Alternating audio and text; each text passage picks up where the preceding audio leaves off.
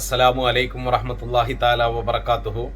പ്രിയമുള്ളവരെ, കുരുവട്ടൂരി കള്ളത്തൊരീക്കത്തിൻ്റെ ആളുകൾ കേരളത്തിലുള്ള സകല തിണ്ണയും നിരങ്ങി എവിടെയും ഒരു പിടുത്തവും കിട്ടാതെ വന്നപ്പോൾ ഇപ്പോൾ അവസാനം BJPയുമായി കൂട്ടുചേർന്ന് പ്രവർത്തിക്കാനുള്ള തീരുമാനമാണ് നമുക്ക് കാണാൻ കഴിയുന്നത്. പാണക്കാട് വലിഞ്ഞു കയറി ചെന്നു, അവിടെ നിന്ന് അടിച്ചു പുറത്താക്കി. അതുപോലെ ദാറുൽ ഹുദയിൽ ചെന്നു, അവിടെ നദ്വിയുമായി കൈകൊടുക്കുമ്പോഴത്തേക്ക് തന്നെ നദ്വിയുടെ കാര്യത്തിലും തീരുമാനമായി നമ്മൾ കണ്ടല്ലോ. ഈ കോമാടൻ എന്ന് പറയുന്ന കള്ള ഷെയ്ഖിന്റെ നിർദ്ദേശപ്രകാരമാണ് ആളുകൾ ഇടപെടുന്നതെന്നാണ് പറഞ്ഞത്. അയാള് നിർദ്ദേശപ്രകാരം നദ്വി ഇടപെട്ടപ്പോൾ നദ്വിയുടെ ജീവിതത്തിൽ തന്നെ പ്രശ്നങ്ങളുടെ മാലപ്പടക്കമാണ്. കേരളത്തിൽ ഇപ്പോൾ വന്നിട്ട് BJPക്കാരും എന്താണ് ഈ കോമാടനുമായിട്ട് സഖ്യമുണ്ടാക്കാനുള്ള ശ്രമത്തിലാണ്. അതുമായി ബന്ധപ്പെട്ട് ഇന്നലെ BJPയുടെ ആളുകൾ അവരുടെ സ്ഥാപനം സന്ദർശിക്കുകയും ആ സമയത്ത് അവിടെ വെച്ചിട്ട് കോമാടന്റെ മൈക്കയായി പ്രവർത്തിക്കുന്ന തൊഴിയൂരുകാരൻ കുഞ്ഞാമത് എന്ന് പറയുന്ന വ്യക്തി പ്രസംഗിക്കുന്നത് നമുക്കൊന്ന് കേൾക്കാം ഇൻഷാ അല്ലാഹ്. നമ്മുടെ ഭാരതാംബയുടെ മുന്നോട്ടുള്ള ഗമനത്തിനു വേണ്ടി നമുക്കൊറ്റക്കെട്ടായി കൈകോർത്തു പിടിക്കാം. നമ്മുടെ രാജ്യത്തിന്റെ ഈ ബഹുസ്വരതയെ, രാജ്യത്തിന്റെ നാനാത്വത്തിലേകത്വമെന്ന മഹത്തായ പൈതൃകത്തെ തച്ചു തകർത്തു തരിപ്പണമാക്കാൻ കടന്നു വരുന്ന ഏതൊക്കെ രൂപത്തിലുള്ള രാക്ഷസന്മാരുണ്ടോ അവരെയൊക്കെ ജാതി, മത, രാഷ്ട്രീയ, കക്ഷി ഭേദമന്യേ എല്ലാവരും ഒരേ മനസ്സോടുകൂടി കൈകോർത്തു പിടിച്ച് നമ്മുടെ മോദിജിക്ക് കരുത്തു പകർന്നുകൊണ്ട് ഈ രാജ്യത്തിന്റെ ബഹുസ്വരതയെ ശക്തമായി നിലനിർത്താൻ, ഐക്യവും അഖണ്ഡതയും കാത്തു സൂക്ഷിക്കാൻ ഈ സാവിയത്ത് സൂഫിയ ഞങ്ങളുടെ പ്രിയപ്പെട്ട വന്യരായ ഗുരുവര്യരുടെ നേതൃത്വത്തിൽ പ്രതിജ്ഞാബദ്ധമാണ് എന്ന സന്തോഷ വാർത്ത കൂടി രാജ്യത്തിന്റെ മോദിജിയുടെ പ്രതിനിധിയായി ഇവിടെ എത്തിയിരിക്കുന്ന ഞങ്ങളുടെ പ്രിയപ്പെട്ട അതിഥികളെ ഇത്തരണത്തിൽ അറിയിക്കുന്നതിൽ ഞങ്ങൾക്ക് സന്തോഷമുണ്ട്. ഇപ്പൊ നിങ്ങൾ കണ്ടില്ലേ, നമ്മളുടെ തൊഴിയൂരുകാരന്റെ പ്രസംഗം നിങ്ങൾ കേട്ടില്ലേ. മോഡിജിയെയും അതുമായി ബന്ധപ്പെട്ട വിഷയങ്ങളെയും വാനോളം പുകഴ്ത്തുകയും അവർക്ക് സപ്പോർട്ട് ചെയ്യുന്നതിനെ പറ്റിയിട്ടുമൊക്കെയുള്ള ഘോരഘോരമായ പ്രസംഗമാണ് ആര് നടത്തുന്നത്? നമ്മളുടെ തൊഴിയൂരുകാരൻ നടത്തുന്നത്. എന്നാൽ ഈ തൊഴിയൂരിനെയും ഇവന്റെ ഷെയ്ഖിനെയും ഇവർ ചെയ്യുന്ന പണിയെയും വിമർശിച്ചുകൊണ്ട് മഹാനായ പാണക്കാട് സയ്യിദ് അവറുകള് പ്രസംഗിക്കുന്നതും ഇവർ പുകഴ്ത്തിയ ആളുകളെ പറ്റി മഹാനവറുകൾ പറയുന്നതുമൊക്കെ നമുക്കൊന്ന് കേൾക്കാം ഇൻഷാ അല്ലാഹ്. ഇപ്പോൾ ഇവിടെ വെറുപ്പിൻ്റെ ആശയങ്ങളെ പ്രചരിപ്പിക്കാനും അതിനെ അടിച്ചേൽപ്പിക്കുവാനുമാണ് ഇന്ത്യയിൽ ഇപ്പോൾ ശ്രമങ്ങൾ നടന്നുകൊണ്ടിരിക്കുന്നത്. അതാണ് ഇന്നത്തെ ഏറ്റവും വലിയൊരു ഭീഷണി എന്നുള്ളത്.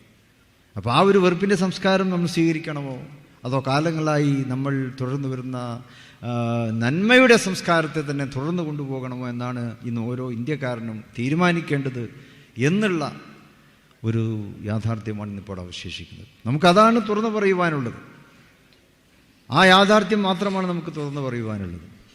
കേരളം എന്നും ആ കാര്യത്തിൽ മുൻപന്തിയിൽ നിന്നിട്ടൊരു സംസ്ഥാനമാണല്ലോ. രാജ്യം അഭിമുഖീകരിച്ച കടുത്ത വെല്ലുവിളികൾ, ഫാസിസത്തിൻ്റെ അരങ്ങേറ്റത്തെ തടയിടുക എന്നുള്ളതായിരുന്നു അന്ന് കേരളത്തിലെ ഓരോരുത്തരും അന്ന് ചിന്തിച്ചത്. അതുകൊണ്ട് തന്നെ കേരളത്തിൽ നമുക്ക് ഫാസിസത്തിനെതിരെ ശക്തമായി നമുക്ക് വിധിയെഴുതുവാൻ സാധിച്ചു. ആ അവസ്ഥ ഇന്നും നിലനിൽക്കുകയാണ്. അന്ന് എത്ര ഭീഷണമായിട്ടാണോ ഫാസിസത്തെ നമുക്ക് കാണാൻ കഴിഞ്ഞത്, അതിനേക്കാളും ഭീഷണിയാണ് ഇപ്പോൾ രാജ്യത്ത് നേരിട്ടുകൊണ്ടിരിക്കുന്ന ഫാസിസത്തിൻ്റെ ഭീഷണി എന്നുള്ളത് വീണ്ടും വീണ്ടും അത് ഇരട്ടിച്ചിരിക്കുകയാണല്ലോ. നമ്മളെല്ലാവരും പ്രതീക്ഷിച്ചു കഴിഞ്ഞ തെരഞ്ഞെടുപ്പ്, ലോക്സഭാ തെരഞ്ഞെടുപ്പോടെ ഫാസിസത്തെ രാജ്യത്ത് നിന്ന് തന്നെ കെട്ടുകെട്ടിക്കാൻ സാധിക്കും എന്ന് നമ്മളൊക്കെ പ്രതീക്ഷിക്കുകയുണ്ടായി.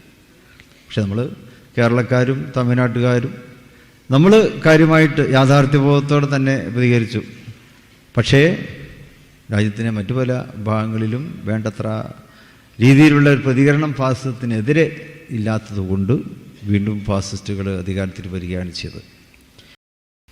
എന്നാലും നമുക്ക് പറയാനുള്ളത് നമുക്ക് പറഞ്ഞുകൊണ്ടിരിക്കണം.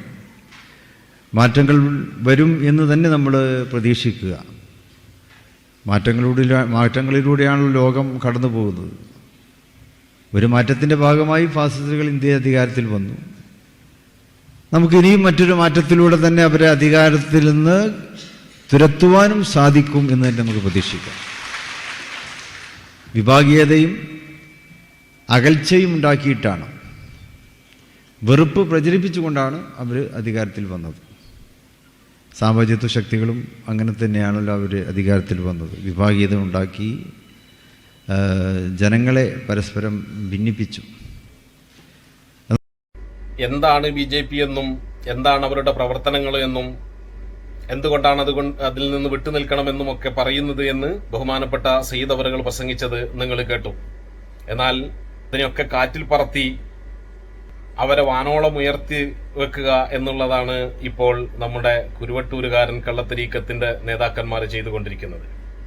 അവർക്ക് എവിടെയും ക്ലച്ച് പിടിക്കാൻ കഴിയുന്നില്ല. ഇനി BJPയുടെ കൂടെ കൂടുക എന്നുള്ള ഒരു ലക്ഷ്യമാണ് അവർ തെരഞ്ഞെടുത്തിരിക്കുന്നത്. എന്നാൽ ഇതിനെ പറ്റിയിട്ടൊക്കെ നമ്മുടെ കേരളത്തിലുള്ള മുഖ്യമന്ത്രി എന്താണ് പറഞ്ഞത് എന്ന് കൂടി നമുക്ക് കേട്ട് ഇൻഷാ അല്ലാഹ് നമുക്ക് ഈ വീഡിയോസ് ഇവിടെ അവസാനിപ്പിക്കാം. മറ്റൊരു വീഡിയോസുമായി വീണ്ടും കാണുന്നതുവരെ അസ്സലാമു അലൈക്കും വറഹ്മത്തുള്ളാഹി തആല വബറകാതുഹു. RSS എന്താണെന്ന് കേരളത്തിന് നല്ല ബോധ്യമുണ്ടല്ലോ. ഈ കേരളത്തിന് വേണ്ടി എന്ത് കാര്യമാണ് നമ്മുടെ നാടിൽ നിന്ന് എത്തി നിൽക്കുന്ന അവസ്ഥയുണ്ടല്ലോ, ഈ അവസ്ഥ എത്തുന്നതിലേക്ക് എന്ത് സംഭാവനയാണ് RSS നടത്തിയിട്ടുള്ളത്? നമ്മളെല്ലാവരും ഇന്നിവിടെ നമുക്കിഷ്ടമുള്ള വേഷം ധരിച്ചാണിരിക്കുന്നത്. ഈ സ്വാതന്ത്ര്യം BJP വന്നാലുണ്ടാവുമോ? നമ്മളിവിടുന്ന് ഇറങ്ങി ഇഷ്ടമുള്ള ഭക്ഷണം നമുക്ക് കഴിക്കാമല്ലോ. ആ സ്വാതന്ത്ര്യം BJP വന്നാലുണ്ടാവുമോ? നമുക്ക് വിശ്വാസികളായവർക്ക് അവരുടെ വിശ്വാസം അനുസരിച്ച് ഏത് ആരാധനാലയത്തിലും പോയി അവർക്ക് ആരാധന നടത്താമല്ലോ. ആ സ്വാതന്ത്ര്യം BJP വന്നാലുണ്ടാകുമോ? നമ്മുടെ നാട്ടിൽ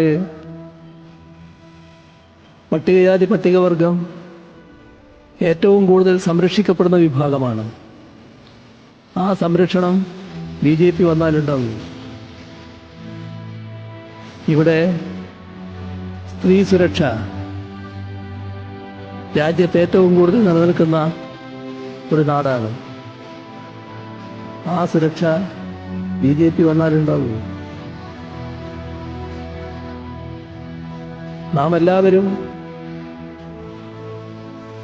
വ്യത്യസ്ത മതവിഭാഗങ്ങളോ ജാതി വിഭാഗങ്ങളോ ആയാലും അതെല്ലാം ഏകോദര സഹോദരങ്ങളായിട്ടല്ലേ ജീവിക്കുന്നത്.